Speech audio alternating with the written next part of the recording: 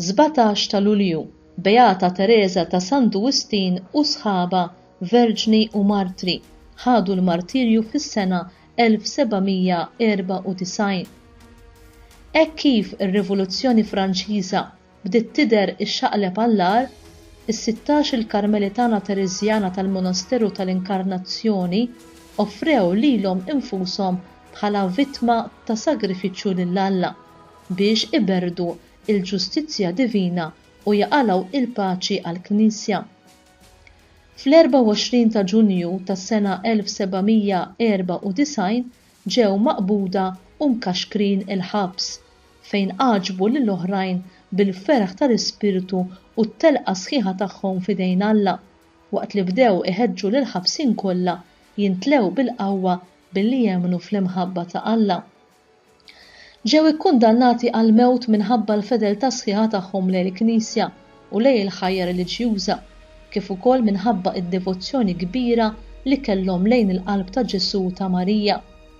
Fi-17 ta' Lulju tas-sena 1794 wara li ġeddu l-wedid tal-professjoni reliġjuża f'idejn Teresa ta' Sant'Ugustin flimkien magħha ġew maqtula f'Pariġi waqt li bdew ikkantaw in-nijiet lill-Alla u lill-Madonna.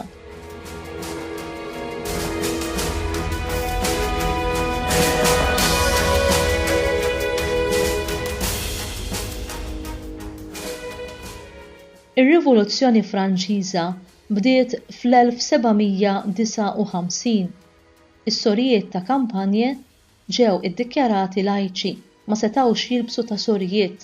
Il-proprjetà tagħhom ġiet sekwestrata u ġew imkeċċijin mill-kunvent. Inqasmu f'4 gruppi u alloġġjati f'dar għal kull grupp qrib il-Knisja ta' Sant'Antni għexu kif setgħu ir-regola u l-ħajja flimkien.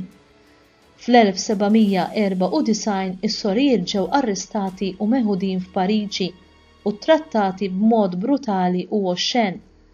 Neżżawhom mill-ilbies tagħhom u libsuhom biċċa xkora.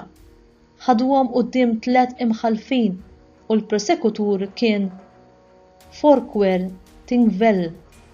Ma tħallewx li jkollhom min jiddefendihom. Ġew akkużati li kienu fanatiċi. L-akkużi kienu kollha bla provi u infantili. Suor Marie Henrietta staqsietu x'ried jgħid biha il-kelma fanatiċi.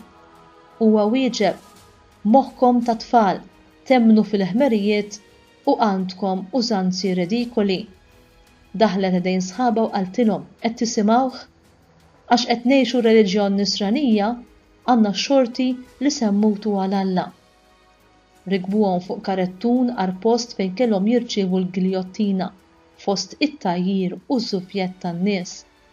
Matul il-vjaġġ li ħa aktar minn siegħa, is-sorijiet kantaw is-Salm 51, Miserere, is-Salve Regina u t-Te Deum u t-talb tal-agonizzanti. L-inġieba tagħhom għaġbet kemm lin-nies u l-uffiċjali li kienu miġburin hemmhekk. Jarawhom tilajn waħda wara l-oħra jitolbu għal fuq il-ġatirlu tal-forka. Telgħu u bdew miż-żgħira l-ewwel u s-superjura l-aħħar. Kienu 16 soru. Il-ġisem tagħhom ġie midfuh mill-ewwel ġo fossa flimkien mal-1282 martri oħra, kollha vittmi tat-terrur.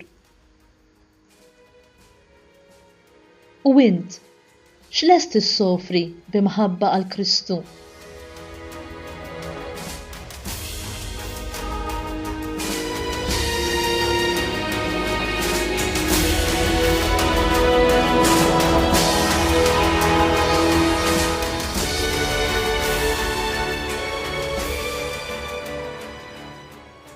Talba, Omulej, il-Beata Teresa ta' Sant'Ugustin u sħaba laqgħu bil-qalb is-sejħa tiegħek biex jaqdu l-missjoni tagħhom bħala Karmelitani terzjarji u mbagħad mietu martri b'kant ta' tifħir lejk fuq fomhom.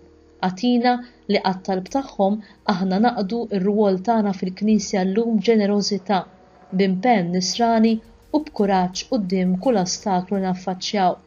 Nitolbuk dan bi Kristu Sidna. Amen.